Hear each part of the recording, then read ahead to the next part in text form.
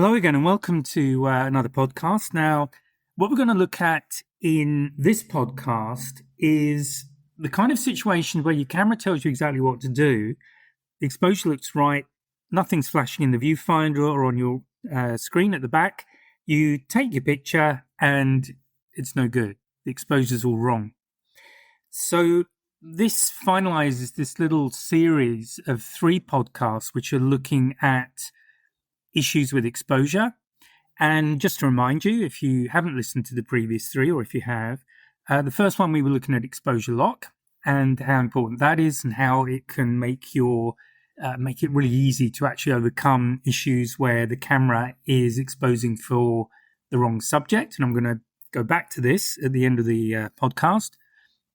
Last week, we looked at how we can see a scene, but when we shoot with the camera, we've got something different. And now we're going to flip it the other way. So we're deferring to the camera, we're deferring to the meter, and it still manages to mess up. So what's going on there? Now, before I dive into that, my name's Graham Elliott. Please remember to like and subscribe if you're finding the podcast useful. You can even support the podcast. That would be lovely. Okay, so what's going on here? Well, the situation that I'm sure we've all experienced, because I've certainly had this when I was learning, and every now and again, because I forget, something happens. What's going on? So you've set up your exposure. You're looking at your subject. So typically you've got a subject, you've got a background of some sort, and everything that's good through the viewfinder, as I've already described, you hit the shutter button and the exposure's all off. And you may not have lost the shot completely, but it's definitely not correctly exposed. And the whole purpose in looking at exposure as a subject and devoting 3 podcasts, there have been others as well where I've spoken about this, is that if you get the correct exposure, you can do an awful lot with your image. It does open up a lot of the creative options that you have with post-processing particularly. But if you get it wrong, that can be severely limiting. And not only that, it's really disappointing because you may well be on a trip of a lifetime. It might be just something you've been looking forward to for a long time.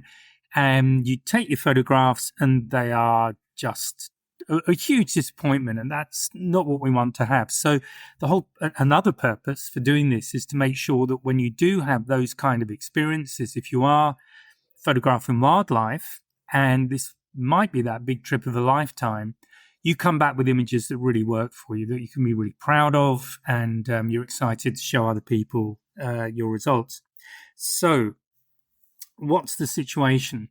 So this is where you have deferred to the meter. Why do we do that? Well, we do it because we stop trusting our eyes. And last time I spoke about what can go wrong when we do trust our eyes. So this isn't to take away anything from what I said last time, but it is to look at the opposite situation. And it's where we hand the decision over to the camera itself. Now, this will tend to happen when we're beginners, so we don't have that confidence.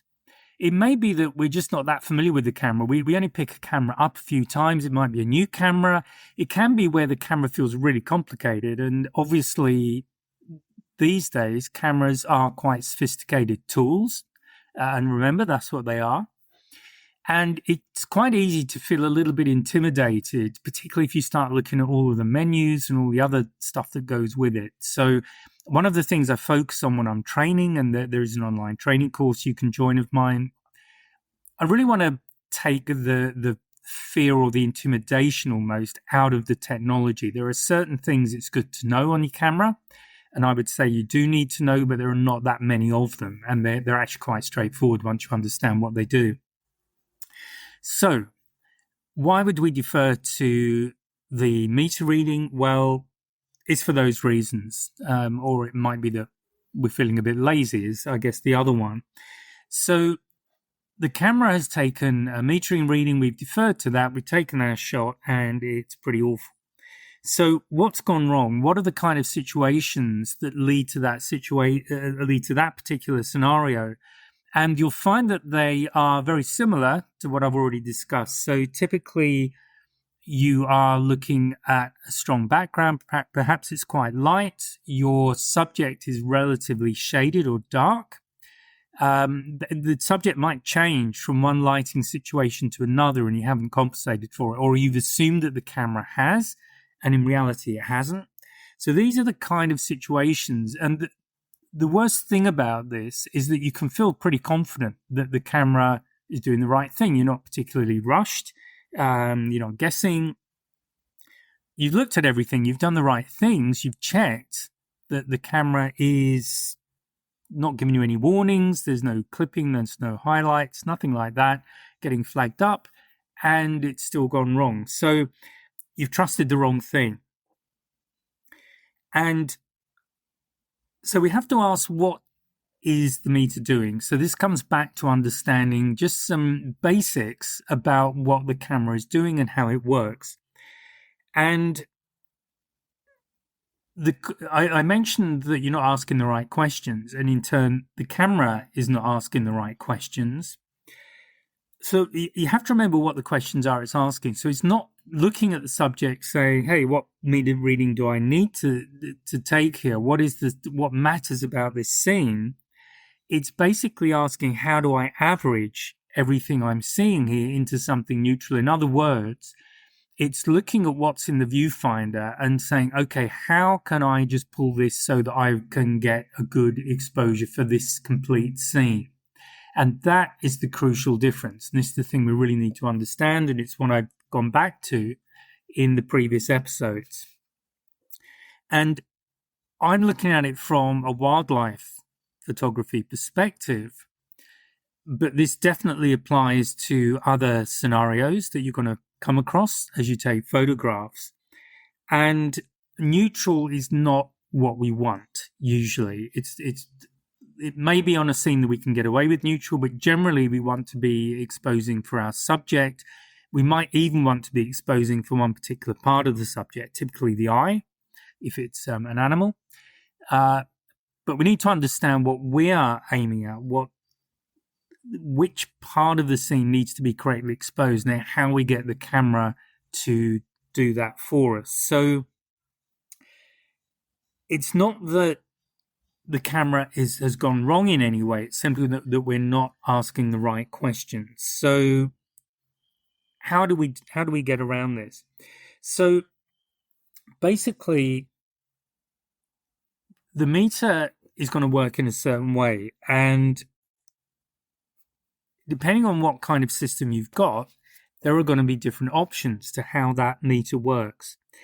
And I'm going to use Canon as an example, simply because I tend to use Canon cameras, but you'll find this in different camera makes anyway. You'll generally have a choice of ways that the camera can make a decision on exposure. And you really do need to understand those in order to get a good exposure, because you need to understand what your camera's doing.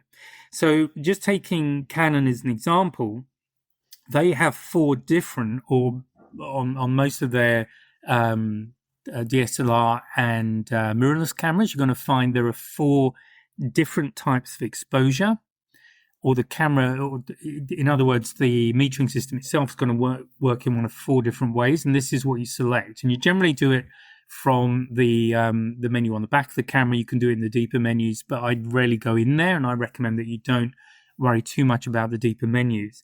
So what are they? Well, the first one is evaluative, and this tends to be the default. So how does that work?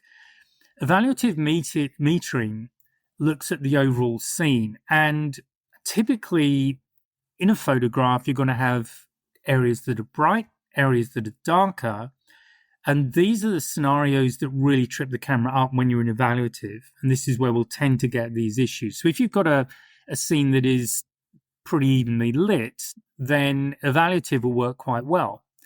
Because there's not a big change. There's not a big change in what we call dynamic range, and dynamic range is simply the difference between the brightest part of the image and the darkest part of the image. So if there's not a big difference, evaluative will work pretty well.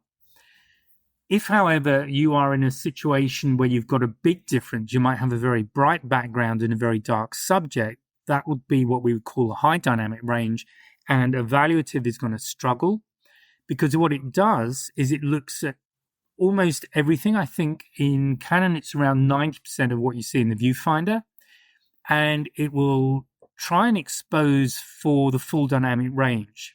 So in this situation, you've got very bright areas in the viewfinder, you've got dark areas. So what the camera will do is just balance everything. It won't give any weighting to any particular part of the viewfinder, and it will just stick the exposure somewhere in the middle.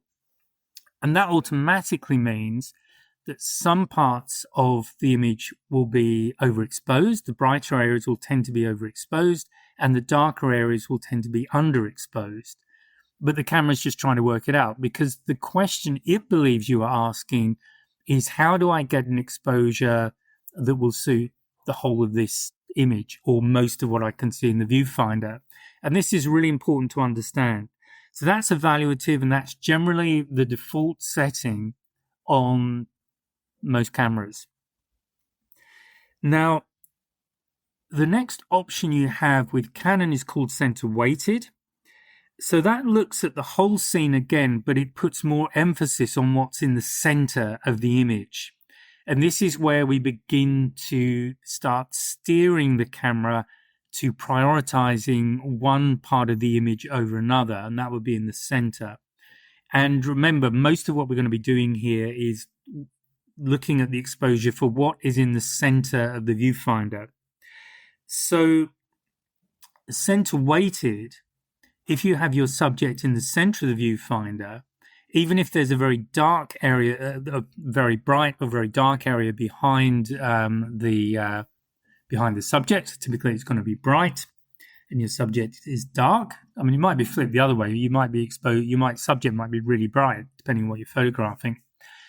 But with center weighted, you are more likely to get a better exposure. It may not be correct for your subject, but assuming that the subject is stuck in the middle of the frame, and again, you may not do that with your composition, but let's assume that you have, you're more likely to get a better exposure. It may not be the correct exposure for your subject, but it will be better than you'd get with center weighted.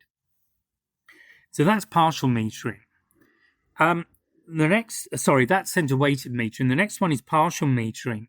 And this, honestly, if you're doing wildlife photography, this is more the kind of meter setting that you're going to want to use, because what that will do, it will put a lot more emphasis on the central area, and it's usually around 6%, that central 6% of the overall image. And this is where we want to be when we're shooting wildlife, because generally, and in fact, I'm going to extend that to almost any kind of photography, particularly where you have a high dynamic range. So there's a big difference between the brightest and the darkest parts of the image, because now you are looking at, your subject is in the center, and that's what the camera is going to be looking at as well.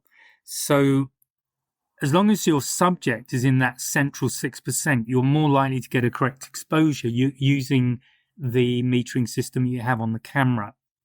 And then the final one is spot metering. And to be honest, that's what I tend to use myself. That's the central 2%.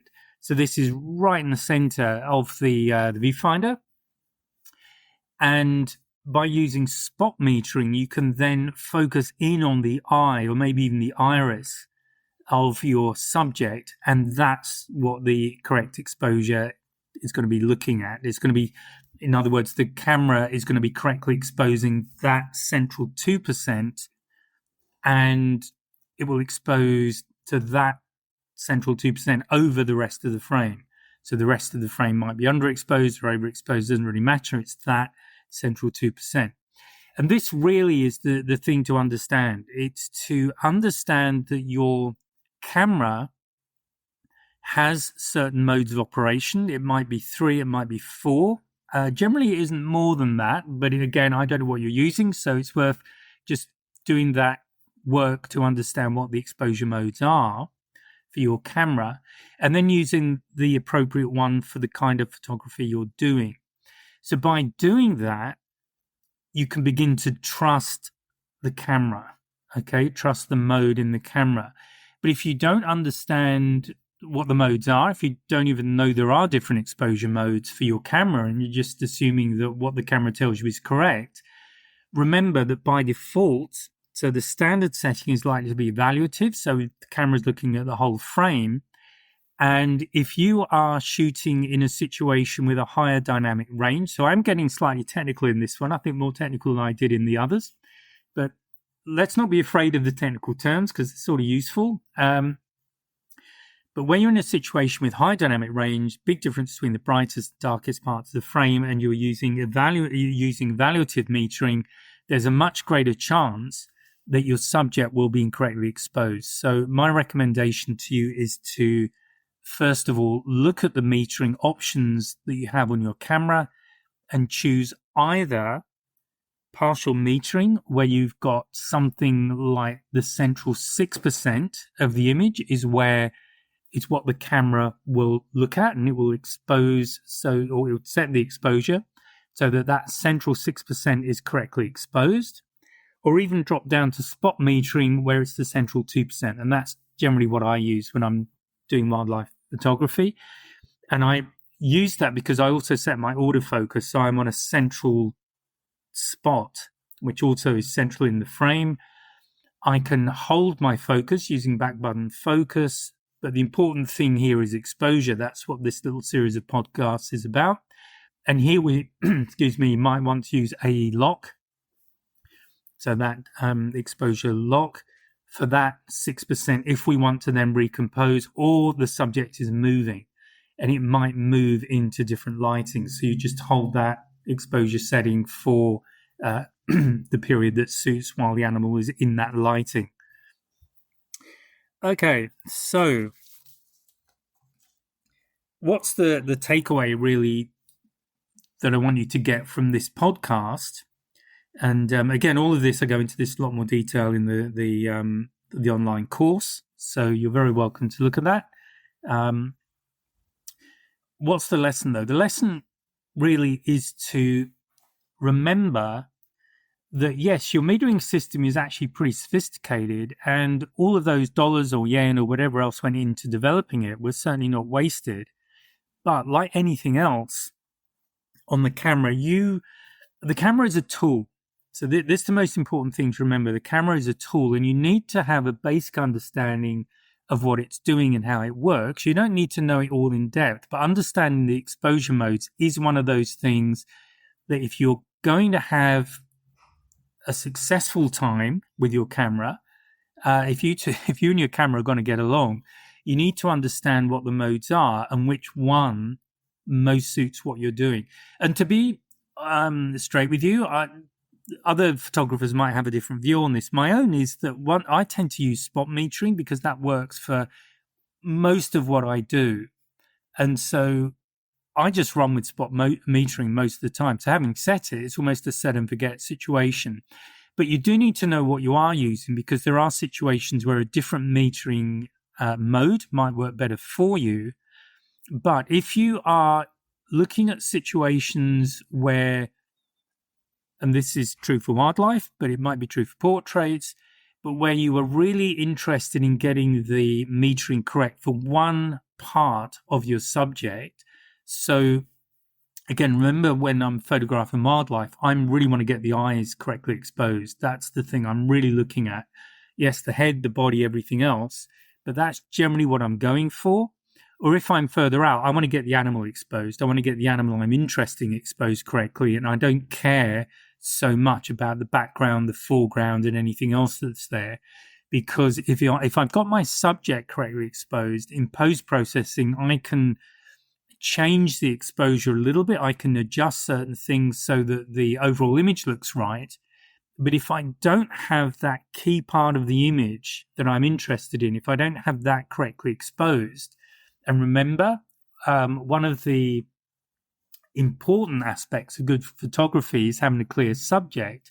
And so one of the aspects of having a clear subject is having it correctly exposed.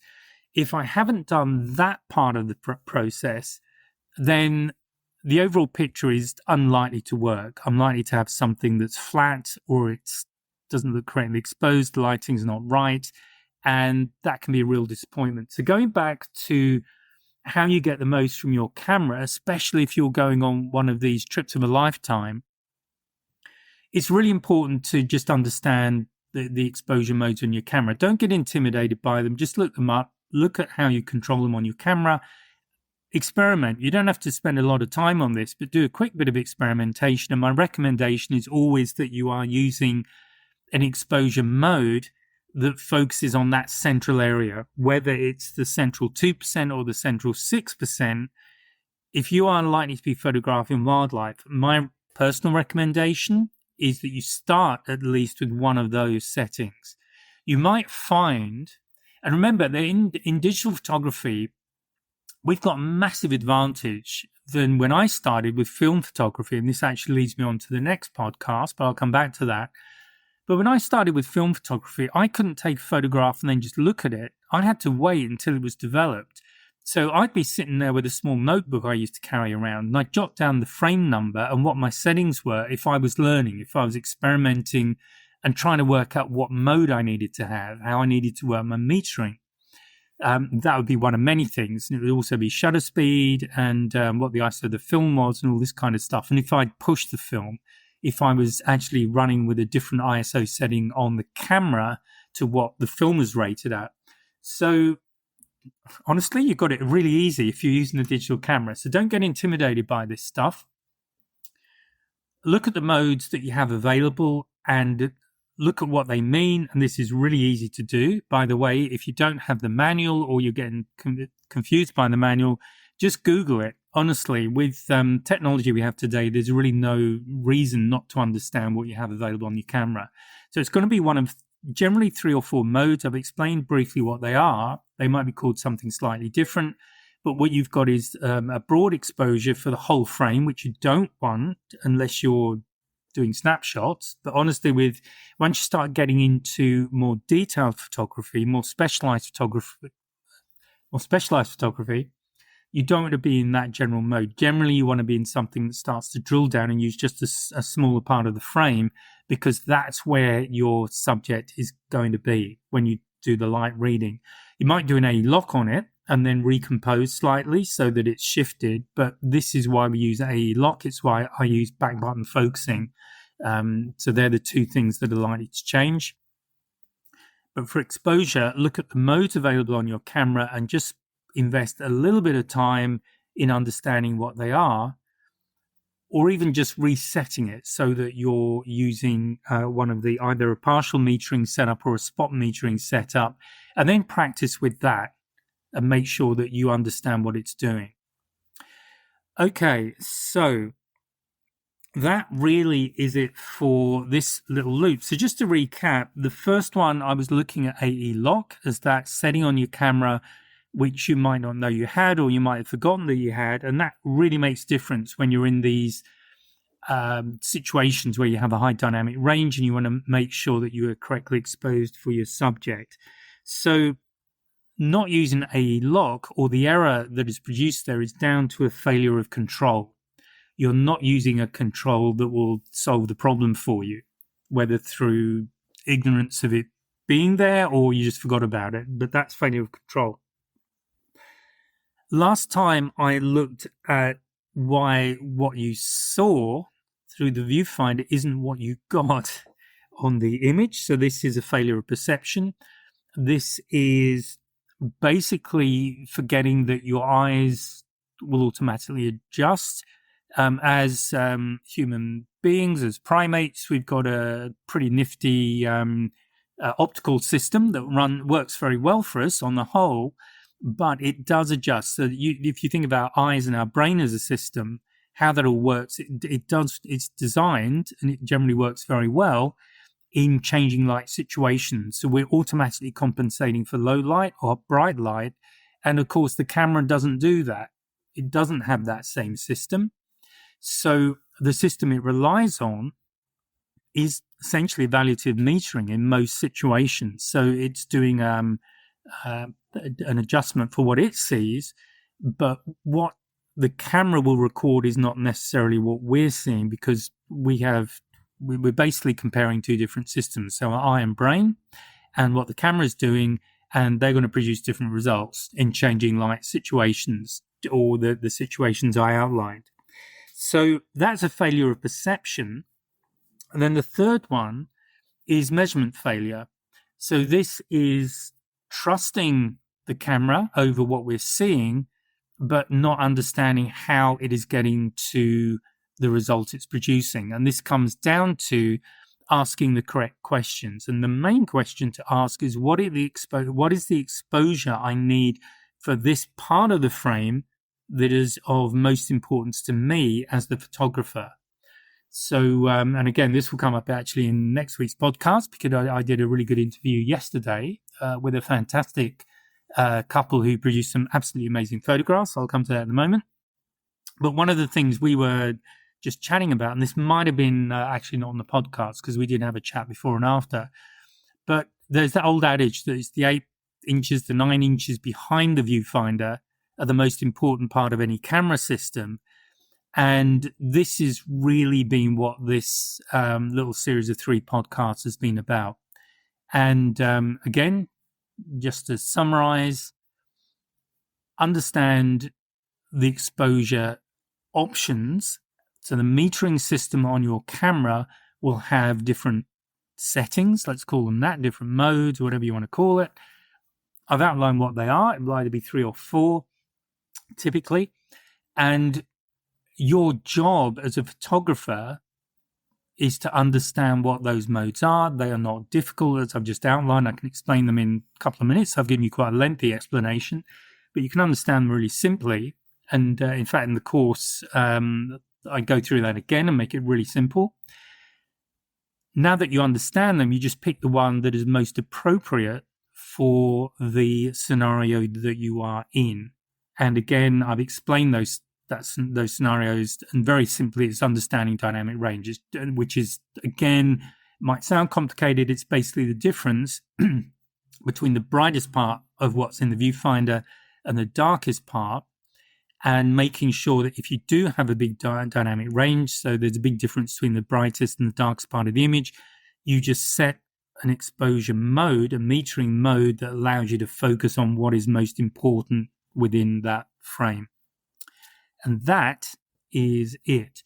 So I hope you found that loop or that little series of 3 podcasts useful. Next week, so next Friday, I am talking with Steve and Nicole Gettle. And Steve and Nicole Gettle are amazing photographers.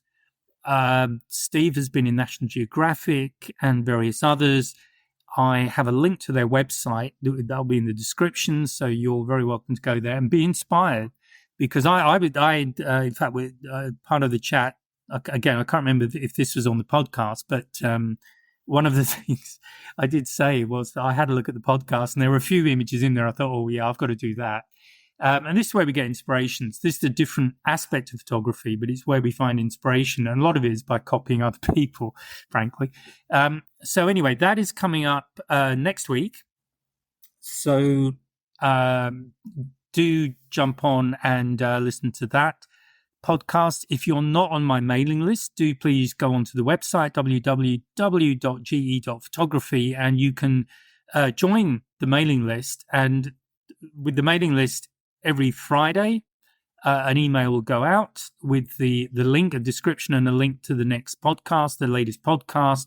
And there's also a reminder goes out a few days later in case you've forgotten and you wanted to listen, but other things came up and you forgot to jump on and have a listen. So there's a reminder there as well. Okay, so thank you. I hope you've found that useful, and I will speak to you again with Steve and Nicole on Friday. Bye for now. And one more thing before you go, if you would like to improve your photography, if you are perhaps new to photography and just trying to get out of auto, you may well be interested in a mini workshop that I'm running on the 22nd of January. This is 6 p.m. Australian time, I should say Sydney time. So for more information, click on the link that you'll find in the description, or jump on my website and I have all of the information you'll need there. So I hope you find it useful. Hope to see you at the workshop. Bye for now.